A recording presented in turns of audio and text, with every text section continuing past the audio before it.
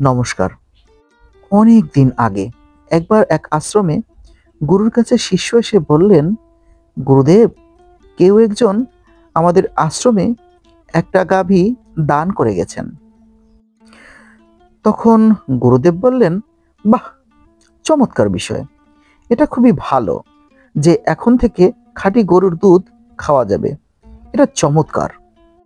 এর 7 দিন পরে ওই শিষ্য আবার এসে বললেন, গুরুদেব, গাভীটার মালিক গাভীটা নিয়ে চলে গেছেন। তখন গুরুদেব স্বস্তির নিঃশ্বাস ফেলে বললেন, যাক, এবার অন্তত বাঁচা গেল। আর তো গোবর ফেলতে হবে না, বাঁচা গেল। খুব বড় দুশ্চিন্তা থেকে বেঁচে গেলাম। শিষ্য ব্যাপারটা বুঝতে পেরে সেখান থেকে চলে গেলেন।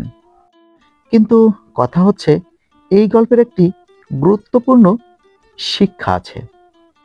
তাহলে প্রশ্ন হচ্ছে, গল্প থেকে ঠিক কি শিখলাম?